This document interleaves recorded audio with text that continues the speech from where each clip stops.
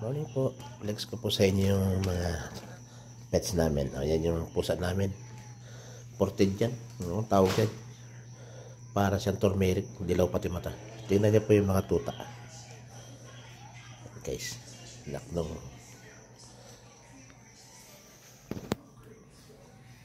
Walo yan guys. Ayan yung sa akin yung nasa gitna. Sweet so yan. Binigay sa akin ni Des. Yung isa na tigmaok kasi daming kinaing dog food. Nagawa niya yung malaki, umalis, nahilaban yun, namatay. Kasi nga po may mga malalaki asya, yung pang adult pag kinain ng tuta yun, nababalatan sila, tulog sila guys. So ito guys, hiningi ko sa ate ko to, yan, si Jumper, tapos yung si Spotty Boy, tapos ito guys, si Mikmik. Mikmik! Ano naman, napaka-mikmik. Niwala ba kayo guys? Yan, laki niyan. 4 months na yan. 4 na buwan yan. 4 months na yan guys. Malandi lang yan. Iaway ko na nga yan eh. Napawin ng ate ko. Yan po yung anak nun. No? Unang-unang anak niya. Ang nanay naman yan ay Persian. Pero itong nanay naman ito ay kuan Mestiza, Chinese Misi. Marami pa dito guys eh. Ito pa yan. No? Ito guys, hiningi ko to sa ate ko.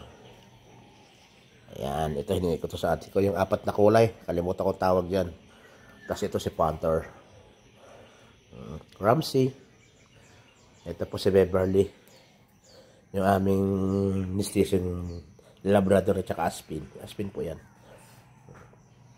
Makuha lang pag marami alaga. Ayan o. Asyas naman. Naligo ko kayo silang lahat kahapon guys. Yan o, pag nakakakain sila ng pang-adult, pag ganyan, nagagalis. Kasi bawal po talaga sa tuta makakain ng pang-adult na dog food. Eh, mabait yung kwan eh. Yung mga aso rito, pagka may pagkain at lumapit yung maliliit, iniiwanan nila. Kasi siguro na-training silang kwan. Ayan guys, flex ko na sa inyo yung sikat ng haring araw na. Pakaganda, nakita nyo yung mga parang tama ng placenta na spot. Nakakamiss yan guys, ano? Wow, sakit sa mata. Good morning, sunshine. Ayan, salamat naman at may araw pa. Baka sakaling umaraw pa kahit mga 1 buwan para ma-repair ko naman yung aking kusina at bahay. Bagsak na talaga. Ay po, salamat guys. Dahil pa akong gagawin. Yan, kakalay kayo ko po yan ng mga dry leaves. Yan, tapos tutapusin ko po yung ginagawa kong ito. Kasi nga po ay kailangan ay 3 butas. Pag nakauwi na ako ng Barreto, eh sa bundok ako nakatresa, paano ako makapag-welding? Binutas ko na po siya. At actually, ito na po yung pantatluhan. Dati binutas ko ito lang isa. Ngayon, dinagdagan ko na po kahapon. Tapos ayan na po siya guys. Pukuin ko na lang po para bumilog. Tapos lalagyan ko ng ganyan. Yung patungan ng kalan. Yan, ganyan po. Yan guys. Ako lang po may gawa niyan guys. Kasi pag ipapagawa mo, ito pa lang po magkano na sa sinisingil. 8,000. Diba po? Kasi aluminum yan. Ay stainless. Tapos angular. Ito po yung nirepair ko kahapon, nire-align ko naman. Ayan na, naka-align na. Hirapan ako dyan guys. Siyempre, hindi naman tayo talaga nag-a-align. Baklas kabit.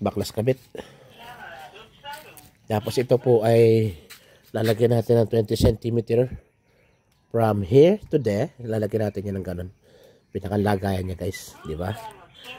Malaking bagay. Para meron siyang lagayan ng mga kuha natin. Halimbawa yung mga baso-baso, plastic. Yung mga styro, yung mug na lagayan ng Java rice, yung ganun. Yan siya guys. Dadagdagan ko na lang sa siguro ng butas later. Para po doon sa yan po yung dadyan po lulusot yung kuan eh. Yung tawag dito turbo na kalan, yung malaki.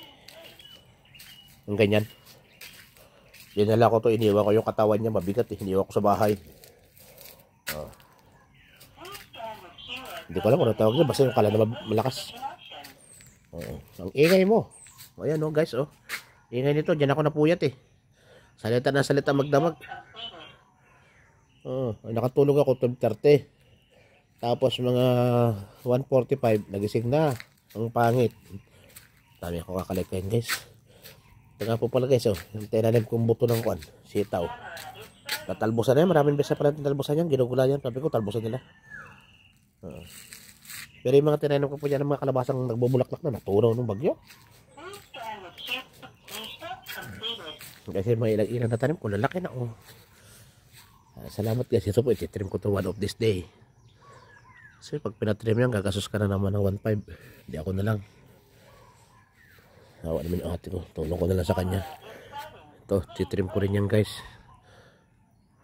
Pag tinitrim po talaga, hindi masyadong lumalaki. Nagiging bonsai.